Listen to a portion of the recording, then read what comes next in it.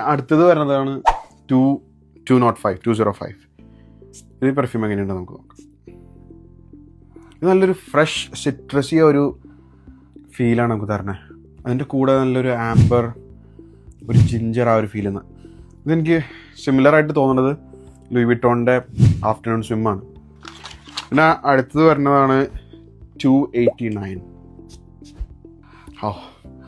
നല്ല ഓപ്പണിങ്, നല്ലൊരു aromatic citrusy ഒരു ലാവൻഡർ ബെർഗമോൻ്റെ ഒരു ഫീല് നല്ല രീതിയിൽ തരണേ.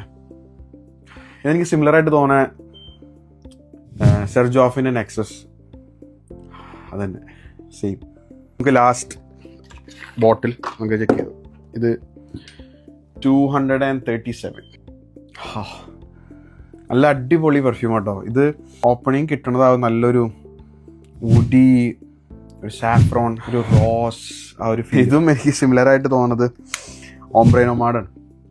ഞാൻ ജർമ്മൻ പെർഫ്യൂം ബ്രാൻഡ്സ് അധികം കണ്ടിട്ടില്ല. ഇവരുടെ ഒരു പ്രസൻറ്റേഷനൊക്കെ പറഞ്ഞാൽ നല്ല സിമ്പിൾ ബോട്ടിലൊക്കെ കണ്ടില്ല. നല്ല സിമ്പിൾ ബോട്ടിലാണ് വരുന്നത്. 50 ml ബോട്ടിൽസാണ് എല്ലാം. അവർ ഒരു ഫ്രാഗ്രൻസിനെ പറ്റി പറയുകയാണെങ്കിൽ ഒരു രക്ഷയില്ലാത്ത ക്വാളിറ്റി. ഒരു ക്വാളിറ്റിയിൽ ഒട്ടും കോംപ്രമൈസ് ചെയ്തിട്ടില്ല. ഞാൻ പറയുകയാണെങ്കിൽ ഈ ഇമാജിനേഷനും ഓംബ്രെ നൊമാഡൊക്കെ എന്ന് പറഞ്ഞാൽ 101 ആണ്. പക്ക സിമിലറായിട്ട് വന്നിട്ടുണ്ട്. അവരുടെ ഒരു ക്വാളിറ്റി നമുക്ക് ഈ ഇമാജിനേഷനൊക്കെ സ്പ്രേ ചെയ്യുമ്പോൾ തന്നെ നമുക്ക് അതിൻ്റെ ക്വാളിറ്റി നമുക്ക് മനസ്സിലാവും. ഒരു സിമിലാരിറ്റി വന്നേക്കണത് ഒരു രക്ഷയില്ല. അപ്പോൾ ഇതിൻ്റെ പെർഫോമൻസും കാര്യങ്ങളും എങ്ങനെയാണെന്ന് ഞാൻ വരുന്ന ദിവസങ്ങളിൽ ഇതെല്ലാം ട്രൈ ചെയ്തിട്ട് ഞാൻ സ്റ്റോറി ആയിട്ട് ഇടാം. അപ്പോൾ അത്രയ്ക്കുള്ള see with another video. Stay tuned.